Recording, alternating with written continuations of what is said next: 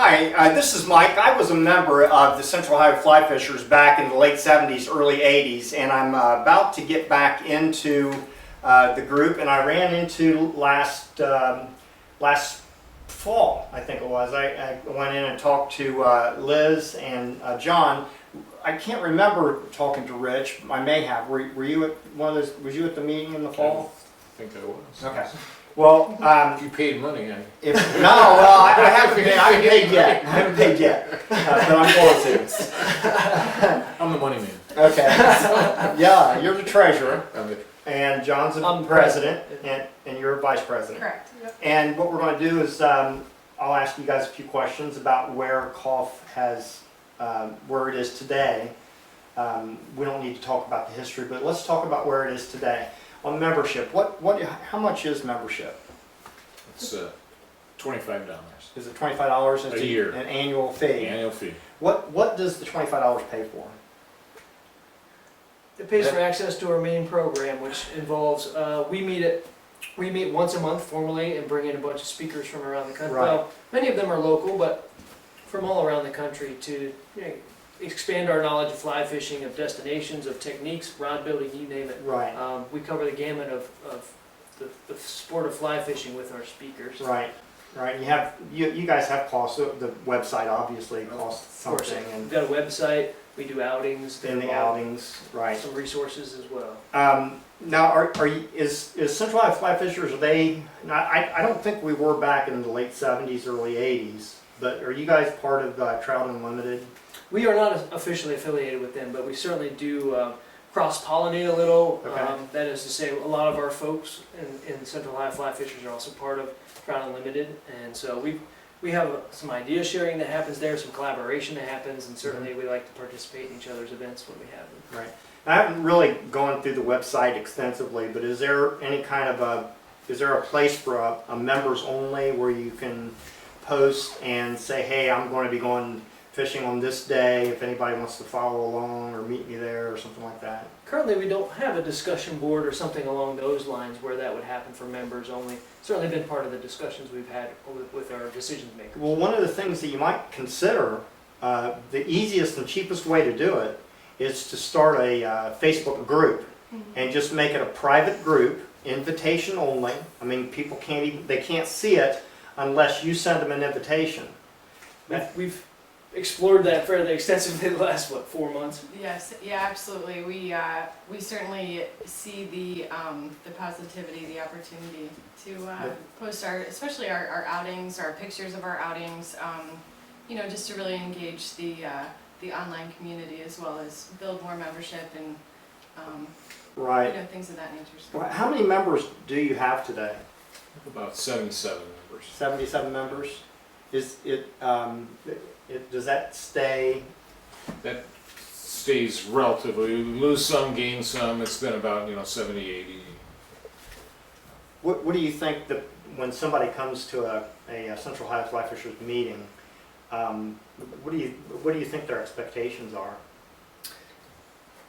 Well, I'll kind of take this one because I think I'm one of the newer members, certainly of the leadership team. However, we do have an individual, Tim Wilson, who is taking the reins of being the newbie on our leadership team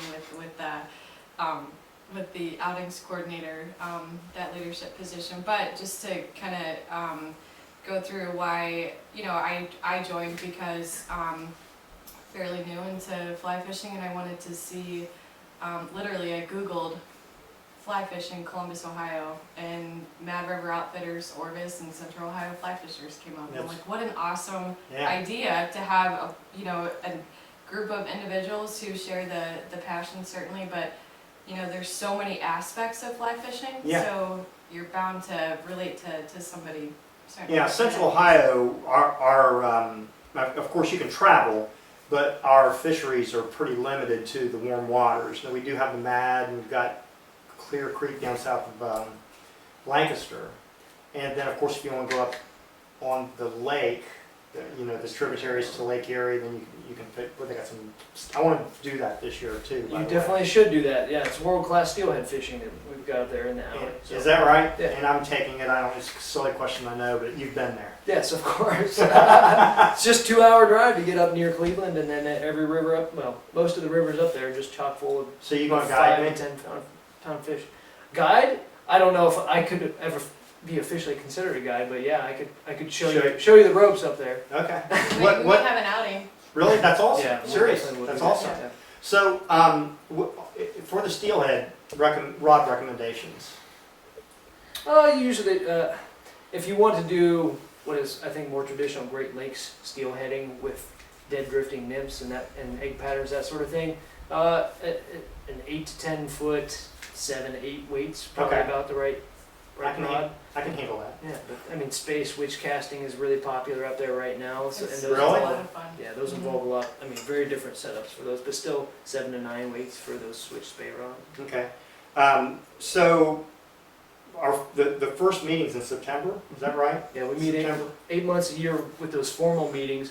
We meet at Smokehouse Brewing in Grandview, and yeah, we start at 6. We usually wrap it up around 8:30 or so. But it's pretty informal for the first hour, and then we have our speaker and announcements and that sort of thing. Okay. And Okay. again, diverse suite of speakers. Who's your first speaker? We actually we are crossing over to the spin fishing realm a little to gain some fish behavior knowledge, learn about a Saginaw Bay smallmouth and largemouth fishery that's Okay. up there. The guy's name is Bill Horton. He's on the FLW tour. Okay. We decided that it was a good idea to try to Bring a spin caster in? yeah, I think most of the folks on the board and probably in the group recognize that fly fishermen aren't the only ones that know anything about how to catch fish. So, Oh, no, absolutely. so yeah, we're gonna bring in someone who's got some fly fishing background, but he fishes bait. I mean, sort of Well, traditional bait casting, spin casting. I don't do it too often, but spin casting, it can be the closest thing to fly fishing that there is when you start tossing some of those little rooster tails or something like Sure. that. Actually, The retrieve is different. you can actually cast flies with a regular, very light, ultra light spinning rod with a Little clear split shot. with a clear bobber or something like that. So there are ways to even use a fly with traditional. Oh yeah, it's the first fish I caught. Is that right? On my own fly. Really? He was red, white, and blue actually. Nice. What about fairs and any events like that? Do you guys set up? Because we used to do that back in the 70s and 80s. We have a light presence at things like that. So there's Columbus Fishing Expo. We spent some time there. We don't get a lot of invites to other places, but certainly we're open to the idea of going to a big Metro Park event or something like that if we were Oh, the invited. film tour. Yeah, we do have a presence at the Fly Fishing Film Tour, which has been a hit here in Columbus and all across the country the last 5-6 years. So we're a sponsor for that event, and we'll be there. Okay. Okay. Sponsorships cost money, obviously. They do. So that's where the membership Yeah, money goes to. a little bit of membership money goes there. Yeah. It's I think it's good use of their money. Okay. Let's see. To kind of wrap it up, we've talked about Central Iowa fly fishers and a few different things, kind of in between bounce ground membership and that sort of thing. What is the benefits of belonging to a fishing club like Central Ohio Fly Fishers? Opportunity to bring more women. Yeah, I agree. And by the way, that outfit that you was using tonight when we was down there on the creek, that's an awesome, Thank the you. chartreuse. Yeah, and you were casting like a pro. If you've only been doing it for a while, you're doing really well. So yeah, that's awesome. I think the value of the meeting is, the monthly meeting is really for me it's where it's at. Because I'm new to fly fishing. And before the meeting you sit down and you can talk to people about where they've been fishing, how they've been fishing. They have, just about every meeting has what are they called? Local snapshot. Local snapshot where somebody will tell where they fish locally, or somebody, they sneak in a Colorado trip, or Alaska trip, or wherever. So, and then all the speakers, of course, have in the last years have been really good. Learn a lot for the new member.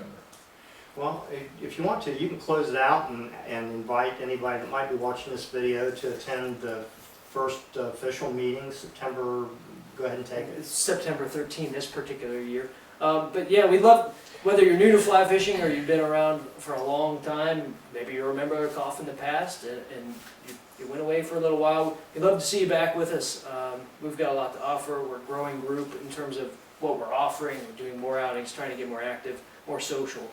So I think there's something there for everyone, whether you're an old pro or you're a novice, and we'd love to see you out, no matter your age and no matter your abilities. So come join us. Yeah, okay, well, to close it out, this is Mike. We've got Liz, John, and Rich, and we hope to see you at the first meeting.